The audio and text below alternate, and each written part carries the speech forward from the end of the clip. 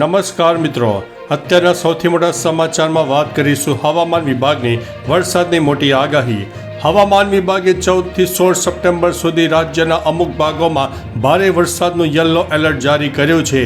14 September સુધી રાજ્યમાં ક્યાંક છૂટો છવાયો કોઈ જગ્યાએ ધીમી ધારે વરસાદ પણ જોવા મળી શકે છે. અમદાવાદની વાત કરીએ તો 7th ડે સ્કૂલમાં ઓફલાઈન શિક્ષણ શરૂ કરવા માટે હાઈકોર્ટનું સૂચન, ટૂંક સમયમાં સરકાર લેશે નિર્ણય. જૂનાગઢથી મોટા સમાચાર સામે આવ્યા છે. જૂનાગઢથી કોંગ્રેસે 2027ની ચૂંટણીની તૈયારીઓ શરૂ કરી છે. રાહુલ ગાંધી આજ રોજ ગુજરાત આવશે. ભરૂચના સૌથી મોટા સમાચાર સામે આવ્યા છે. બોરીવલી એક્સપ્રેસ ટ્રેનમાં મહિલા મુસાફરના હાથમાંથી અજાણ્યો ગઠિયો ₹1.48 લાખ ઉપરાંત મત્તા ભરેલું પર્સ જૂટવીને ચાલુ ટ્રેનમાંથી કૂદીને ફરાર થઈ ગયો છે. અંકલેશ્વરમાં જીઆઈડીસી કંપનીમાંથી ₹6.51 લાખનું મટીરિયલ પિકઅપ ટેમ્પોમાં ચોરી થયું છે. સિક્યુરિટી ગાર્ડ સહિત 4 લોકો ફરાર છે. અંકલેશ્વરમાં સ્પાની આડમાં ચાલતા દેહ વ્યાપારનો ડમી ગ્રાહક મોકલીને પર્દાફાશ કરવામાં આવ્યો છે, જેમાં 2 મહિલા ઝડપાઈ છે અને સંચાલક અત્યારે ફરાર જોવા મળી રહ્યો છે. જામનગર પોલીસની કર્મચારીની પ્રામાણિકતા સામે આવી છે. ચાંદીના સિક્કા અને રોકડ સાથેનું પાકીટ તેના મૂળ માલિકને શોધીને પરત સોંપી દેવામાં આવ્યું છે. નેપાળમાં ધમાલોનો દોર હજુ પણ યથાવત જોવા મળ્યો છે, પરંતુ આનંદના સમાચાર છે કે નેપાળથી યાત્રાળુઓ ભારત પરત ફરી રહ્યા છે. 2 દિવસમાં ભાવનગરના 87 પ્રવાસીઓ સુરક્ષિત રીતે ભારત પહોંચી ગયા છે. ઇથેનોલ મિશ્રિત પેટ્રોલથી વાહનોને નુકસાન થવાના દાવા ખોટા છે.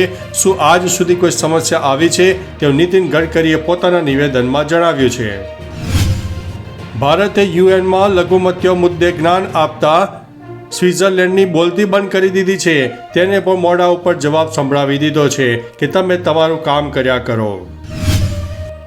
આ વર્ષે શરદ પૂર્ણિમાનો તહેવાર ક્યારે ઉજવવામાં આવશે તો લખી લો મિત્રો આ તારીખ. 6 ઓક્ટોબર 2025ના રોજ શરદ પૂર્ણિમાનો તહેવાર ઉજવવામાં આવનારો છે. નેપાળથી સૌથી મોટા સમાચાર સામે આવ્યા છે. નેપાળમાં અજંપાના કારણે ભારતીય સરહદો પર હાઈ એલર્ટની પરિસ્થિતિ જોવા મળી છે. જેલથી ભાગેલા 35 કેદીઓની ધરપકડ પણ કરી દેવામાં આવી છે. નેપાળમાં ફરીથી ધમાલો જોવા મળી છે. નેપાળમાં અત્યારે બહુ જ ખરાબ પરિસ્થિતિ છે.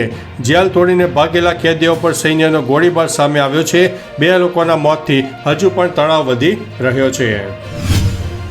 ઇઝરાયલ વિરુદ્ધ 2 ઇસ્લામિક દેશ એકજૂટ થયા છે. મતભેદો ભૂલીને કતાર પહોંચ્યા યુએઈના પ્રમુખ નાહયાન. રાષ્ટ્રની ગરિમા મનોરંજન કરતાં વધુ મહત્વપૂર્ણ છે. ભારત પાકિસ્તાન મેચ રદ કરાવવા માટે સુપ્રીમમાં અરજી દાખલ કરવામાં આવી છે.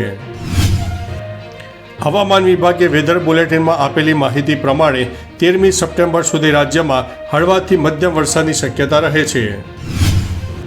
નવરાત્રી નજીક આવતા જ રાજકોટના કાનાભાઈ વાડોલિયાના ગરબાની વધી રહી છે માંગ. કાનાભાઈ વાડોલિયા માટીમાંથી બનતા જીવંત ગરબાની માંગ ખૂબ વધી રહી છે અને વર્ષોથી તે આ ગરબા બનાવી રહ્યા છે. તો ચાલો મિત્રો, ફરીથી દેશ અને દુનિયાના સુપરફાસ્ટ સમાચાર લઈને મળતા રહીશો. ત્યાં સુધી અમને રજા આપશો. નમસ્તે.